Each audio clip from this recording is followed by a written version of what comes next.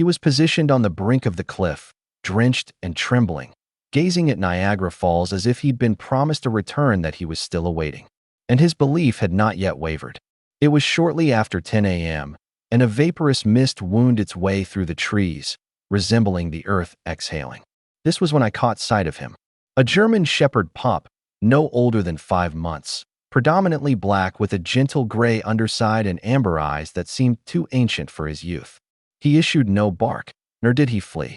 He simply remained as motionless as a statue, fixated on the roaring spray of the water. It was then that I saw the shoelace bound tightly around his front leg, just over the paw. It had cut so severely into his flesh that I could see where the fur was worn away. The surrounding area was inflamed, scarlet, and raw. It appeared to have been there for many days, yet he continued to stand. In his mouth, he held a tattered strip of faded blue material, frayed along one side. Something about it caused a knot to form in my chest. It seemed to have come from a child. Pajama material. He clutched it with a gentleness that suggested it was something precious. My name is Ben. I'm on the tourist patrol here in Niagara Falls, New York. I've mediated disputes, found lost hikers, and put a stop to a fair number of foolish stunts. Yet I had never been frozen in place the way I was upon seeing this puppy. He was silent, hurt, and achingly patient. I advanced a single step. He remained still, merely observing me. He wasn't fearful, not really. He simply seemed unconvinced that I possessed what he was waiting for. As I lowered myself into a crouch, he took a slow, limping step backward. The leg constricted by the shoelace quivered beneath him. Even so, he did not release the fabric. I murmured, "It's all right, little guy. You don't need to wait any longer." He blinked once. That was all.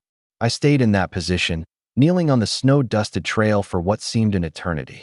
Every fiber of my being urged me to snatch him up and fix his injury, but I understood that if I made a sudden move, he would be gone. He had to make the choice.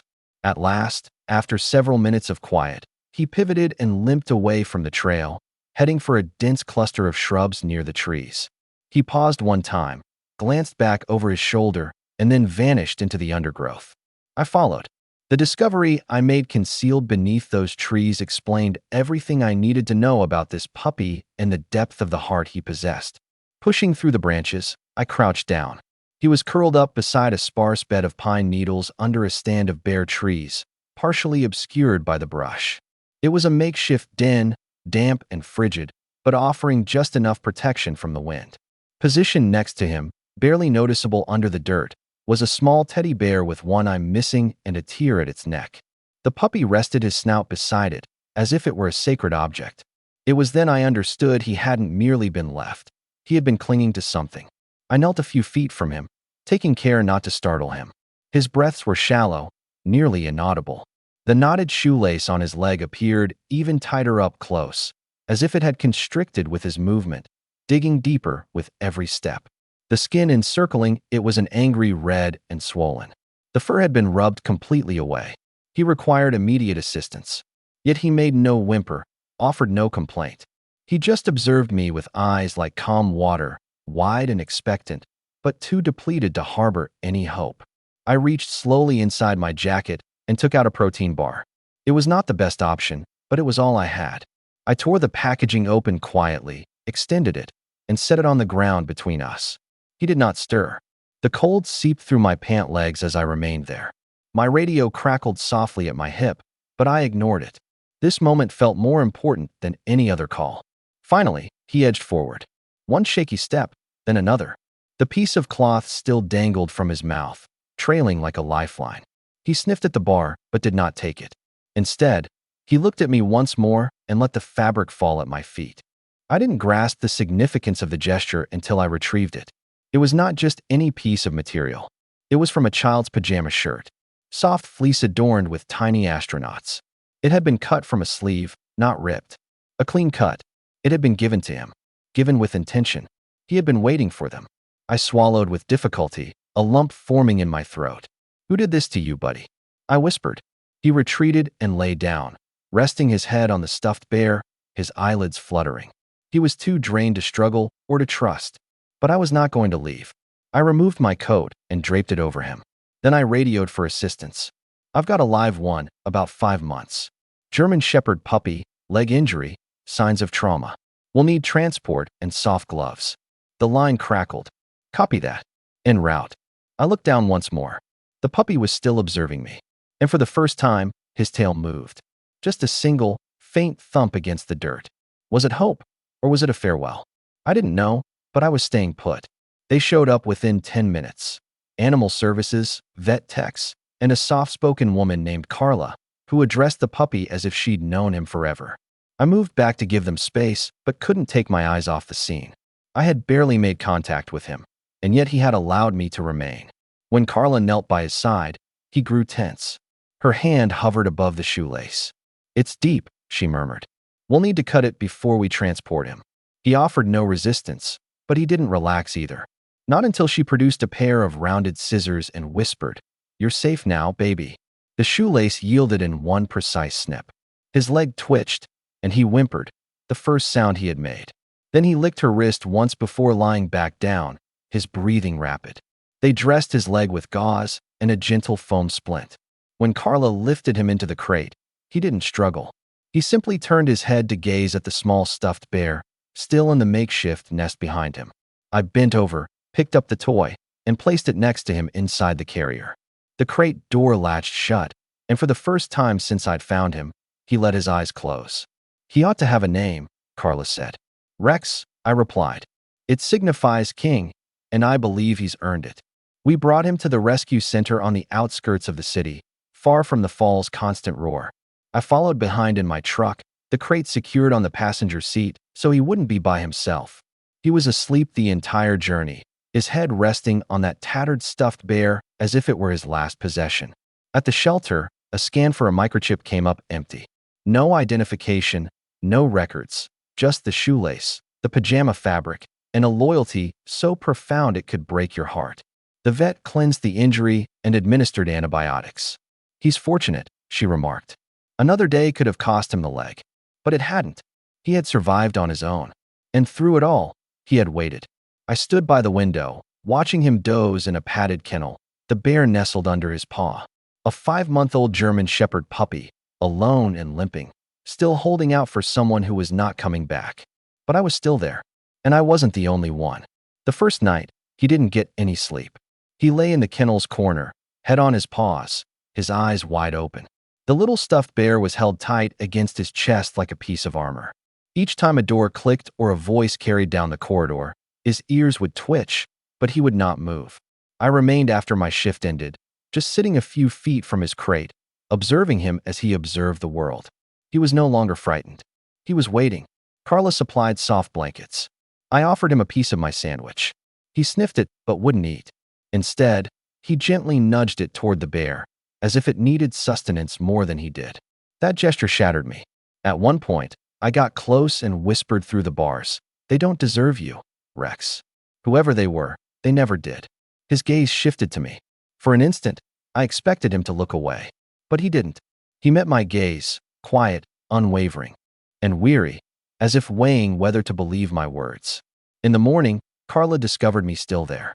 I hadn't planned to stay all night. I just couldn't bring myself to leave him by himself. "He trusts you," she noted. "He didn't growl once all night."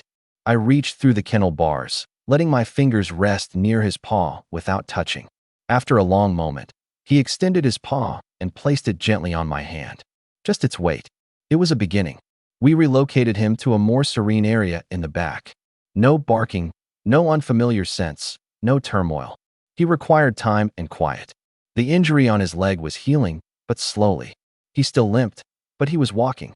On every visit, he would stand with the bear in his mouth, as if it were an extension of himself. A volunteer attempted to take it for cleaning. Rex went completely still. Not aggressive, not fearful, just frozen.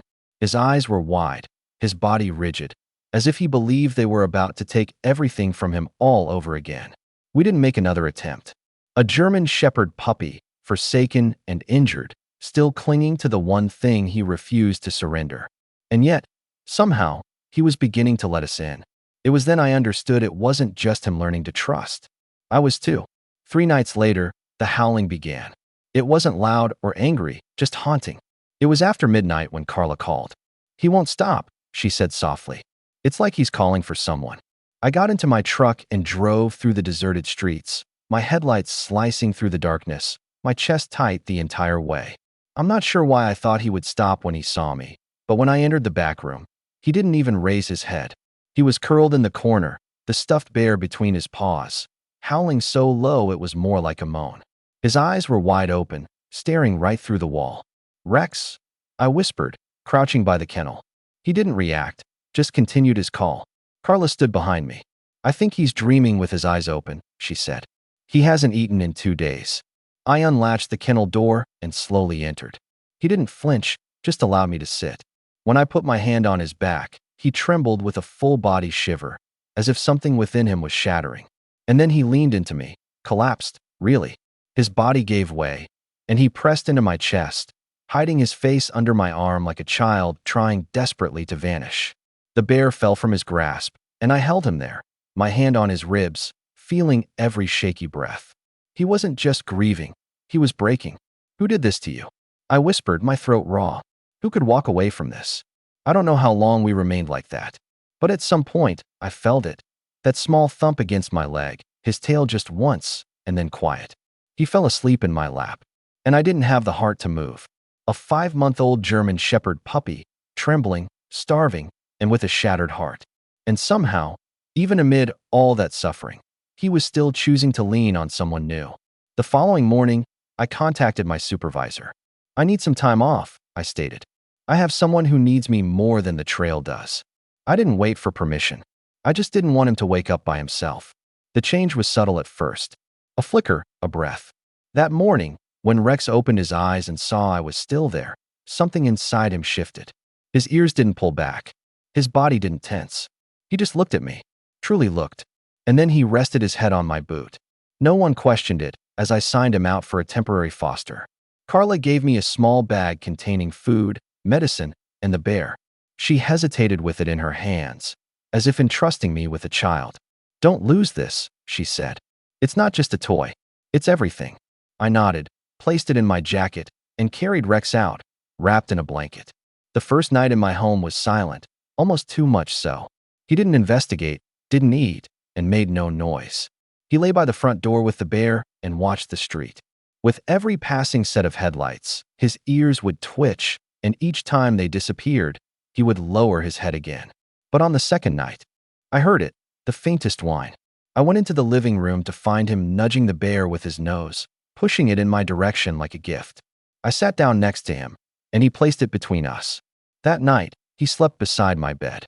By week's end, he was tailing me from one room to the next, not quite close enough for contact, but never allowing me out of his view. The limp persisted but was improving, and his eyes were softer now, less like glass, more like soul. Then the moment I hadn't anticipated arrived. I was at the kitchen counter preparing coffee when I felt a warm pressure against my leg. I glanced down. Rex was sitting with his head low, bear in his mouth. I knelt. "Hey, buddy."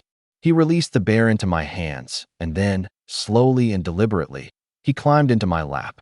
All 5 months of him, legs too long, body too thin, heart too big. He nestled into my chest and sighed. Not a whimper or a cry, but a sigh, as if he had finally released something. I held him until my coffee grew cold, and I didn't mind at all. This German Shepherd puppy, who had waited at the world's edge for someone who would never come back, was at last choosing to stay. And I felt it deep in my bones. He wasn't the only one healing. The call arrived 2 days later. Carla's voice was strained. "I think we found them." I didn't have to ask who she meant. My stomach plunged before she finished. "A family of 3 reported a missing German Shepherd puppy near Goat Island the day after you found him. The dates line up. The photo lines up. And there's more." She forwarded a screenshot of a public Facebook post. A photo of a smiling couple with a young boy, perhaps 6, holding Rex as a much smaller puppy. The caption read, "Meet Astro. Can't wait to take him on our first family trip to the falls." The comments sent a chill through me. One said, "Wait, didn't you say you left him behind?" The reply followed, "Yeah, it was too much. He wasn't adjusting. Figured he'd find his way. He's smart." They hadn't lost him. They had abandoned him on purpose. They had tied him up and left. Perhaps they assumed someone else would find him, or perhaps they hadn't thought about it at all. And Rex, he had waited for them. He had believed. I didn't tell him that day. Of course not. He was curled up by the back door, the sunlight turning his fur to gold, the bear, as always, between his paws. Instead, I went outside and sat on the steps, the phone trembling in my hand. How do you explain to a soul like his that love isn't always genuine? That people don't always mean what they promise? That sometimes the ones we wait for aren't coming, and worse, never intended to. That night, he followed me into the bedroom and lay beside the bed, his nose brushing my hand as I fell asleep. I dreamed of shoelaces, blue pajamas, and cliffs without barriers.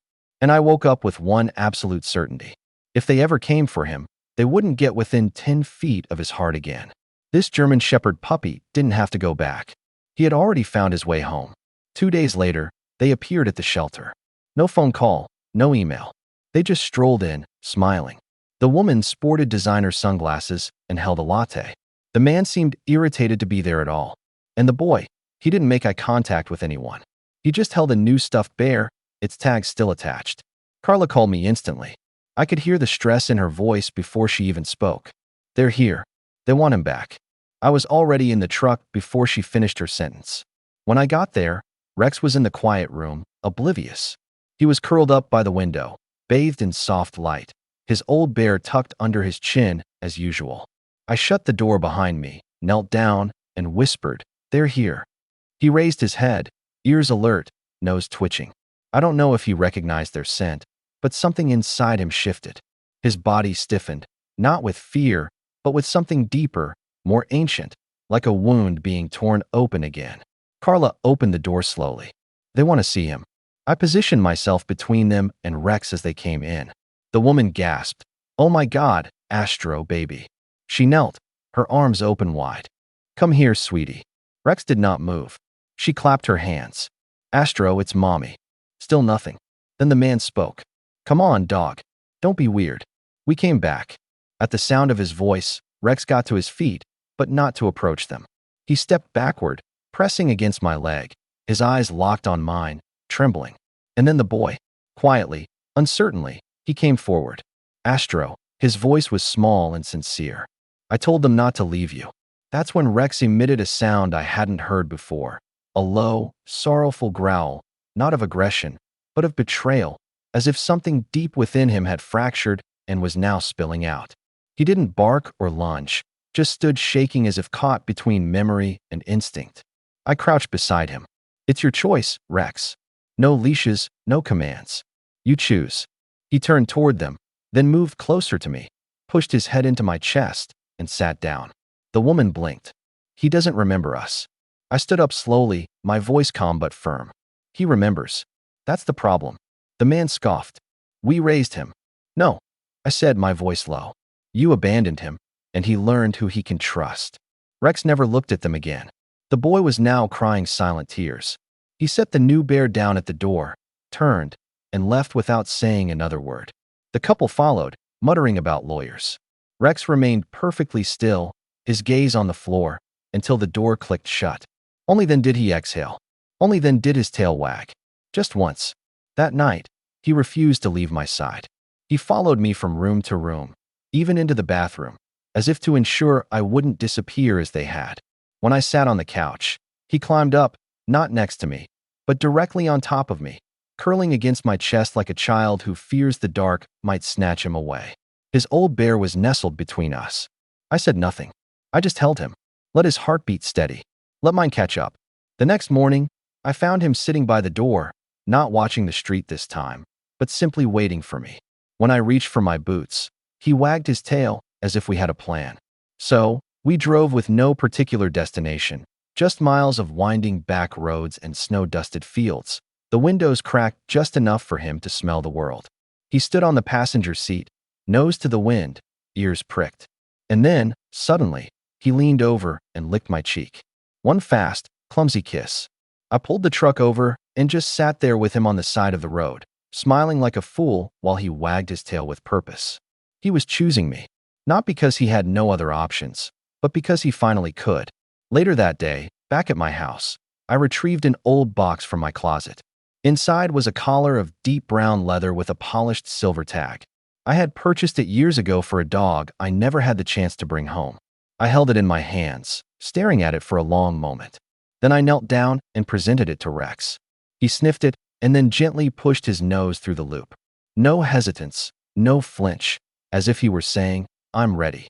I secured the buckle with trembling hands. That night, as he lay curled at the foot of my bed, stomach full, bear close, his collar gleaming in the moonlight, I realized something I hadn't allowed myself to feel in years: peace. This German Shepherd puppy, once left to vanish beneath the roar of the falls, had discovered his place in the quiet. And so had I. A week later, the shelter called with a final surprise. "There's a legal inquiry," Carla said over the phone.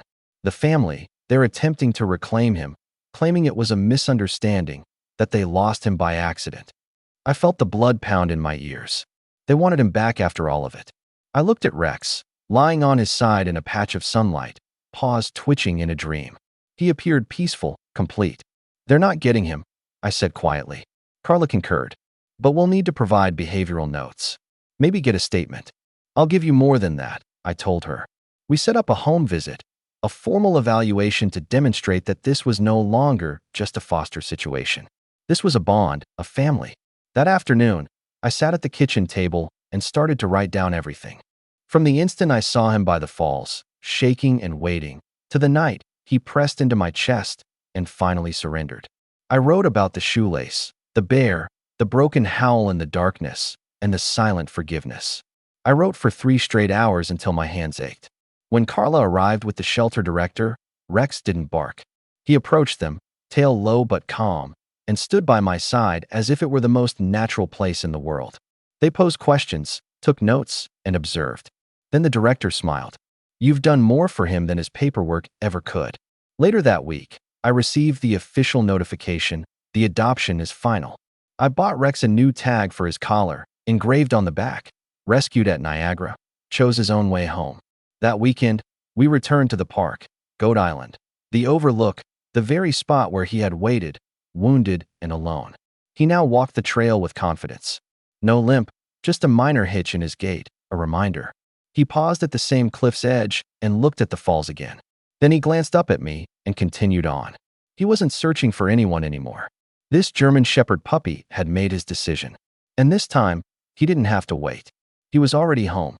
We stood there for a long while, just the two of us, the wind pulling at our jackets, the mist swirling through the air like breath. The roar of the falls was unchanged, thunderous and infinite. But Rex no longer flinched. He stood tall next to me, chest out, ears forward, his tail relaxed and even. He was transformed now. He never once looked back. On the drive home, I pulled into a small bakery just off the parkway. I bought him a peanut butter biscuit the size of my hand and watched him demolish it in the truck as if it were the first happiness he'd ever experienced. Then he looked at me, his eyes bright, and rested his head on my shoulder as we drove. That night, I repositioned his bed. No longer by the door, no longer near the window. I set it right beside mine. He climbed in without a second thought, turned around twice, and let out a long sigh before settling down. The stuffed bear was with him, tucked under his chin, a bit more worn than before. And then, just as I switched off the light, he extended one paw and touched my arm gently, as if to say, "I'm here. I'm not going anywhere." Neither was I. In the weeks that followed, Rex grew to be more than just my dog. He became part of my rhythm, my shadow on morning walks, my warmth on long nights, my reminder that healing isn't always a dramatic event. Sometimes it's a quiet presence that steadfastly remains. He began to accompany me to the shelter on weekends, greeting new arrivals at the gate, showing them wordlessly that this was a safe place now, that not all endings are permanent. Children would visit him. Volunteers' smiles grew wider when he entered. People would ask about him, and I would share what he had taught me. That love isn't a leash, but trust. That pain leaves scars, but it also creates an opening for connection. That a German Shepherd puppy left to wait in the cold could become a beacon for others simply by enduring and choosing to love again. He didn't just find his home. He became a reason for someone else to have hope. Some bonds are forged in silence, in waiting, in trembling, in the way one broken soul leans into another and makes the decision not to flee. Rex waited for people who never returned. But he refused to let that define him. He chose love again. He chose trust. He chose me. This small dog's journey from abandonment to rehabilitation highlights the crucial role of nonprofit rescue organizations. Caring for a rescued puppy is more than just love. It's a responsibility. It's providing pet care. It's being there every single day. If Rex's story resonated with you, consider sharing it. For every puppy like him, thousands more are still waiting by their own cliffs, hoping someone will come back. Let's work to ensure they aren't waiting alone.